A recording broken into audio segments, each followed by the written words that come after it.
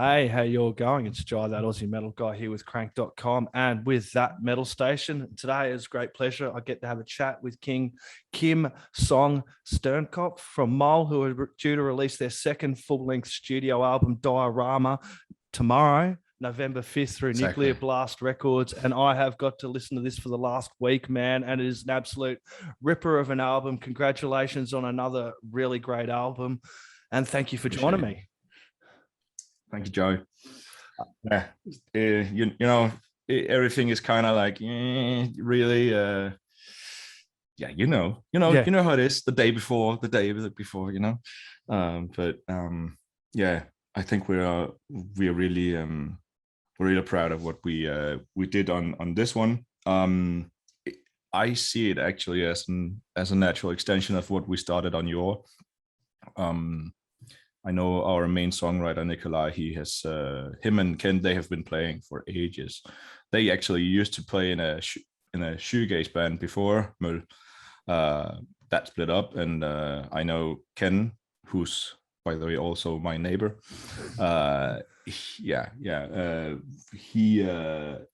He's like, yeah, he's always been into metal.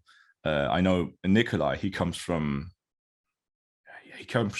a totally different background, like music wise. Like he's really into, like, I definitely say he's one of the biggest Sonic Youth fans I know, and he's a really great fan of Kevin Shields and everything that he's done in Slowdive and stuff like that.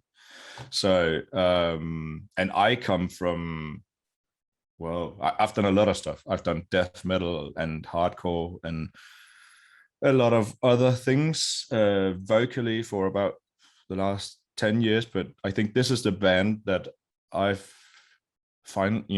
got the chance to join by chance actually to tap into something maybe a bit more emotional. And that's kind of weird to say that, because I think there's a lot of emotion in metal, but I just like how MOL continues to be something that I love to explore as myself, also as a vocalist. I feel like their biggest fan in some way, because I'm the latest addition, but mostly because of Nikolai's songwriting, like the dynamics, highs and lows, It's amazing. Tell us about the songwriting process, because the sound of you guys is unreal. I'm really, really glad that I've come across you guys, and this album is just absolutely unreal. It has these moments with the instrumentals and the guitars that are just totally melodic and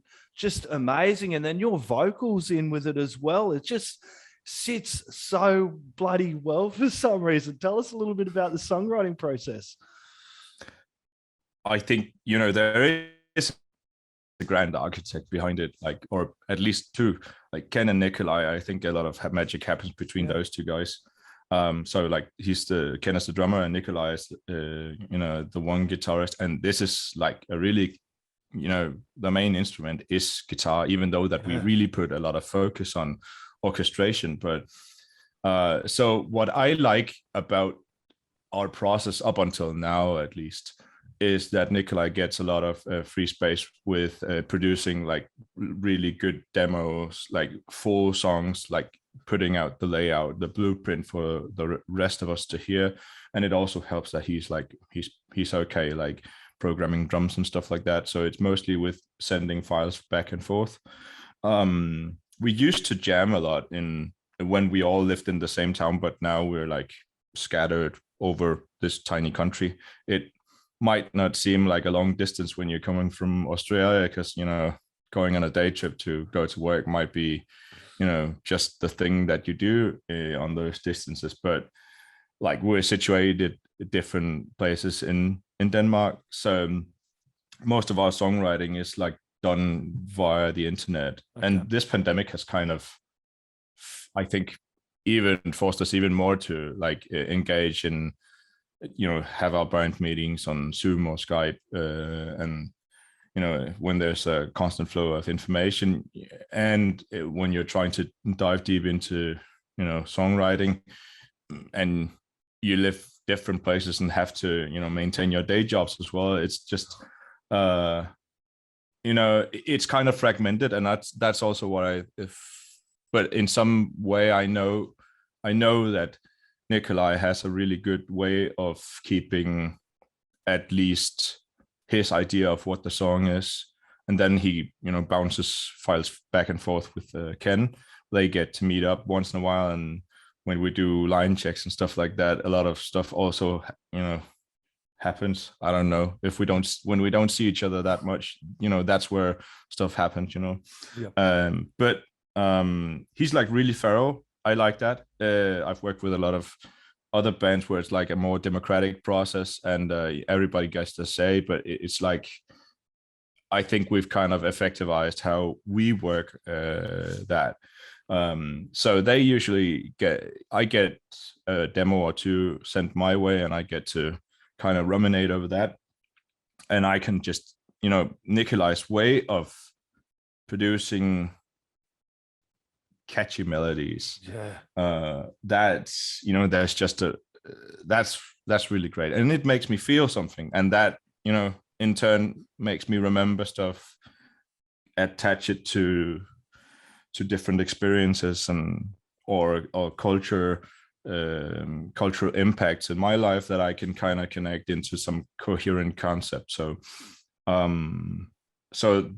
that always works as a pretty okay framework for us writing stuff. And then like Ken and Nikolai, they can be like an old couple sometimes. They they're bickering and there's always there's a negotiation taking place but at least it's not five guys that's trying to like negotiate the whole thing, because that makes things pretty ineffective. I've had my fair share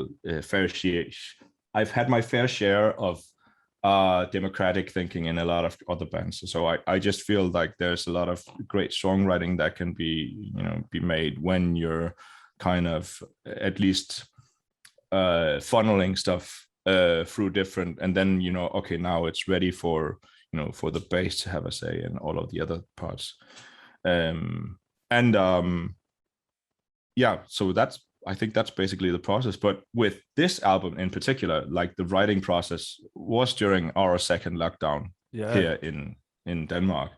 So we had to go in shifts at Grapehouse Studios with Two Madsen. I've seen that. Amazing producer. I'm a huge fan. He's done a lot of great productions, and I think the other guys feel the same way. Like, and he just lives outside on Djursland, not that far away from us. So it's been a real pleasure working with him. But we had to come in shifts. So I know Ken, he started out a week, did all of his things, and then Nikolai arrived, and he tracked all of the guitars, and I think Ken visited at one point. But I knew we're all kind of trying to not get too many of us together in the same place, because Nikolai had his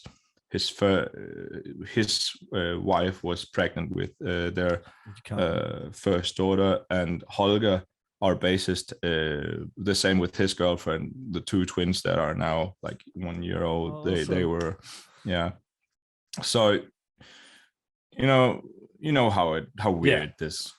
It's been a weird time, hasn't it? It's like making music and bringing out music, and now, especially as an artist, like it has really encountered some problems, but it's also helped some bands going, okay, now we know how to work across other sides of the country, and that, and going forward, it might be a way that we do more music as well. It's great getting in the studio, but sometimes you can't always get in there to do it, and at least we've been able to still bring out music. But without live music, it's really been a weird time, hasn't it? Bringing out albums and then going, it's like standing on one leg.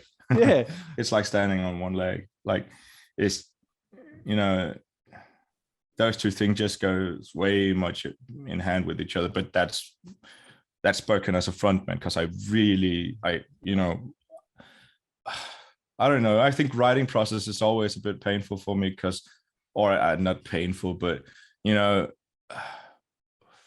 It's long. It's Well, it's a long process, yeah. and it can be sometimes. It's like it's good when it's done, but going through the whole process is a pain in the ass Yeah, sometimes. and you know, if I chose to write lyrics about dandelions and all of my best summer memories, then it might be maybe less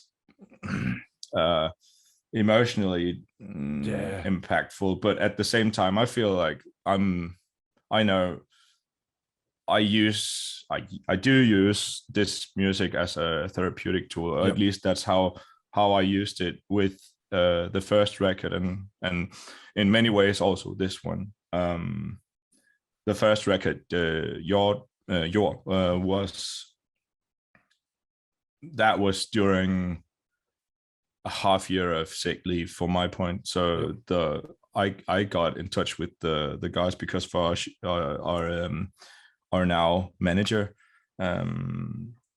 I was actually a gig photographer as well, so I took photos of them and was actually in contact with mainly with their former vocalist before they asked me to see if, you know, maybe we should jam or something like that.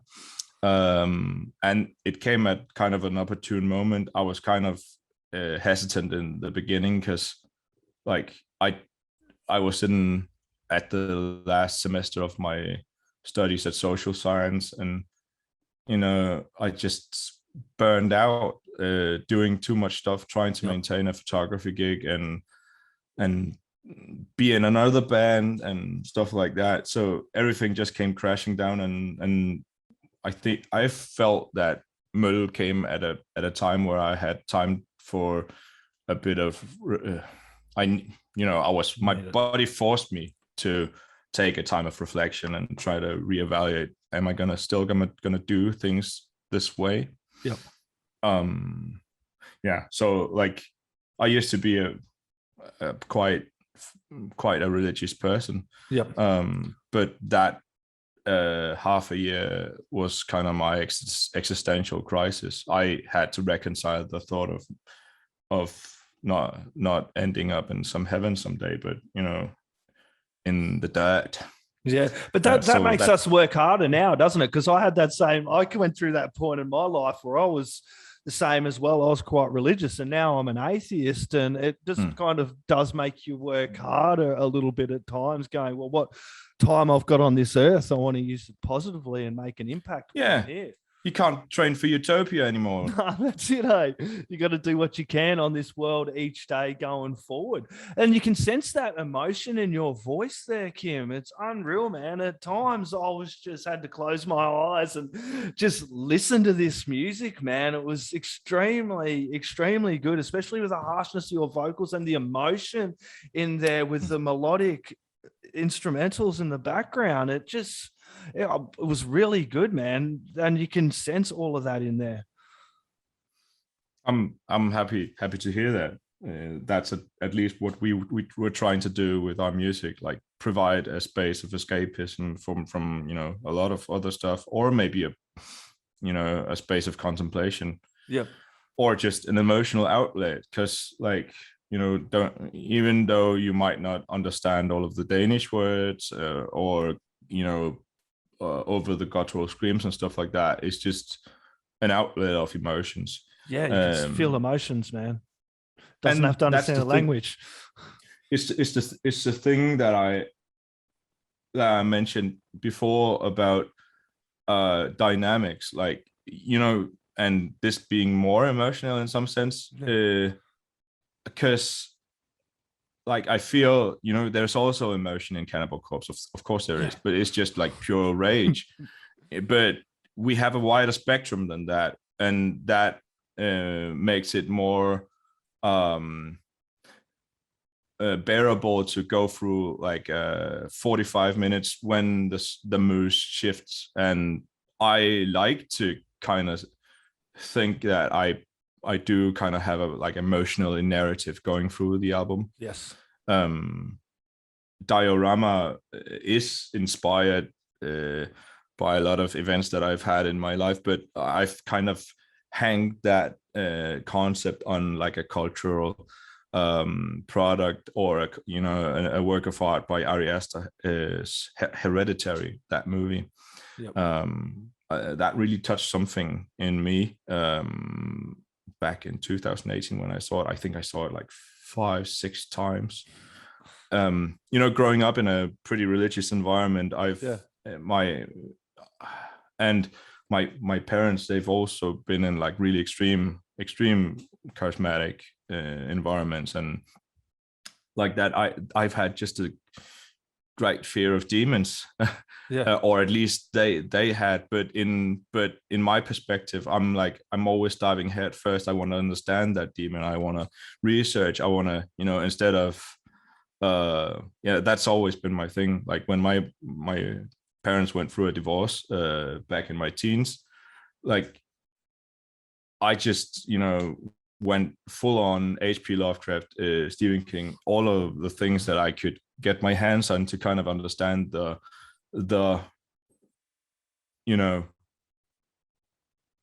evil, or at least understand all of the things that I was afraid of. And I feel like that is how I got to kind of get, I don't know, friends with my own demons in some sense. So Hereditary, that movie is about family, and in some sense this album is also about my family, or at least how I got to lyrically to process a lot of the stuff that I've worked through. So the main protagonist in Hereditary, I don't know, have you seen the movie? Yeah, so good, she goes through a lot of rough stuff. She's been through a lot of rough stuff, and I feel like the overarching theme of that movie is really how her mother's ghost keeps on. She's the most ominous presence in throughout the whole movie, even though that she's dead. And how she's haunted like that is it really comes out to those dioramas, those 3D representations where she's kind of trying to process her own both her own guilt, her own shame, her own grief, grief with a big ass G. But instead of getting through it, it ends up possessing her, right? It did. And that kind of flicked a switch inside of me, because like when you end up with a loss of meaning, at least from an existential point of view, as I did on your, that kind of ended on a lyrical note that said like mit fængsel er mit hjem, my prison is my home. Livet solgt til tabte visioner, life sold to lost visions, or abandoned visions. That was kind of where I ended at, and so I feel like I had to continue that story. So when you don't have any meaning, what do you end up with? You end up with people, you end up with experiences, you end up with your past, we end up with each other, for better or for worse. No, I get that, man. I definitely do feel it. And having, coming back to that Hereditary also with the family, if you keep, taking all that in, you got to kind of break the cycle sometimes with your family. They can kind of be, our own demons if we keep replaying the same things. Like I come from a home where alcohol and drugs were a big thing, and I had to step in and break the cycle on that. But if I kept following on, they would have taken on the demons of my mother and my family, and then I would have ended up, in sense, being that person that I never wanted to be growing up as well. So I kind of feel that, and that's the way I kind of looked at that as well. It's social heritage, man. When you're about to either start your own family, because like I recently got engaged to my fiance, and congratulations. All of my thank you. All of the thoughts going through my mind. She's a psychologist as well. But she's been such a great help for me through this process, because there's just been so much baggage left from growing up with my parents, whom I still really love. I do. I have I feel that I've had a better relationship with them, but that record and the lyrics have also been like a framework for me to talk to my parents about some of the experiences. And I think that's really nice when you can do something like that. It feels like I'm my 6-year-old self holding up a drawing of all the stuff that I'm experiencing, and are like, can we talk about this? Yeah. Like, yeah. Just I'm 32 now, so that's just a more elaborate way of doing it. And how the parents take the metal, man? Are they on board? Or are they... I think they've always been kind of weirded out about it. My mom, I remember overhearing my mom talking to my my late grandmother at my christening, we were at this party, and I overheard them standing in the kitchen, and my mom was like, "What can I do? Like, he's listening to this stuff." Like, and my grandmother, she was like, "Yeah, it's just a phase, he's on boarding school. When he's back, he'll listen to something else maybe." But that just stuck on. Now look at you all over the world playing heavy metal, and you're chatting to this Aussie over here about your music, man. So there you go. It's amazing where it takes you. Yeah, well, but I think my father and mother, they really have come to respect what I'm doing. Suddenly this is like how I express myself, and I know I do have a great deal of both admiration, but also I'm touched that I've got to show these things to my father, and he was like, "Yeah, you know what? I'm proud of you. You can put things into words that I never could." That just started like another conversation that, things are like out on the table. We can kind of address the demons that used to take hold, or at least, have a way of like walking around in the corners and, address them. Like, was this behavior prevalent? Why am I acting? Why have I become the way that I have become? That comes from somewhere. It doesn't come from nothing. It is hereditary. Hereditary, man. And then I've got to mention it tomorrow. We'll wind up in it soon, there, Kim. But November 5th, man. Tomorrow is the album release. I believe it is the first album through Nuclear Blast for you guys, is it? Yes, it is. That whole process, it must be good for you guys signing with one of the biggest metal labels in the world, and knowing that you can get this music out to a wider set of audience. Because, I know the music scene is a little patchy all over the world, and the live music scene I'm talking about is a bit patchy. So to be able to work with, I suppose, a label like Nuclear Blast to get your music out to more ears must be a good feeling, even though we're going through a shitty time. We're just coming out of it. We feel safe. I know a lot of, that is the opportune thing about this. I think career-wise, like, this is, knowing that we have a home, at least for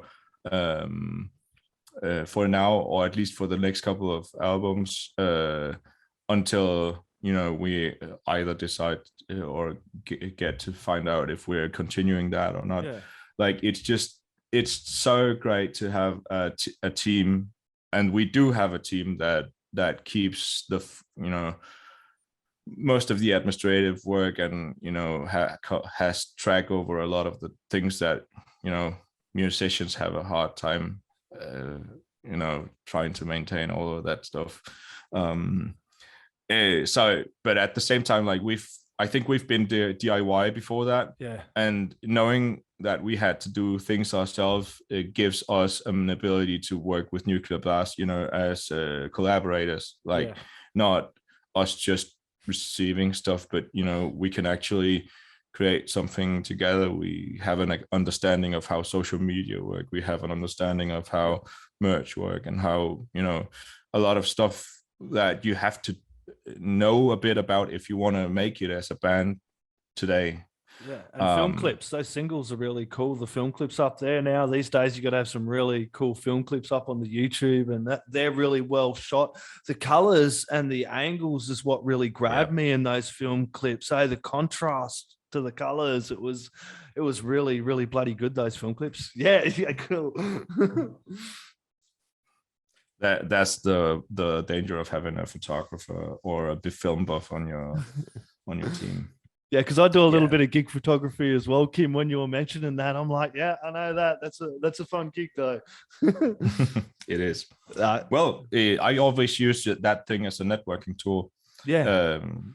I'm like, I feel like I'm the only, extrovert in the band. So sometimes I think this might be easy for me, but, I don't have to have, well, what I like about MOL is, even though that I might be the blabbermouth, like we all kind of feel at least that when we're together and playing live, then things make sense. All of that other stuff doesn't matter. Like we're in sync. Yep. We had a pre-release party last week. Oh wow. And that was just a lot, maybe for me trying to managing everything, like micromanage a lot of stuff, because I'm a perfectionist. That's my flaw. Or at least starting a lot of things and need someone to finish it, when that was just a lot of ties floating around. But when we start on stage, like that's the perfect, that's where everything just makes sense. All of that rest of the day just and I feel like that is the main intention, or at least the main experience that we want to leave people with our music, both on record but also especially in live settings. Like this is the time to be present. Exactly. And I hope to catch you guys one day live. Kim, I'm going to let you go, mate. This has been an absolute pleasure. Congratulations on the Diorama album. Everyone go out and grab that. Came out November 5th through Nuclear Blast Records. An absolutely great album. Any last words? You know what? Yeah, we'd love to go down under. Please book a tour, man. Yeah, it would be awesome. Did you have any shout outs or thank yous you'd like to add in there, Kim?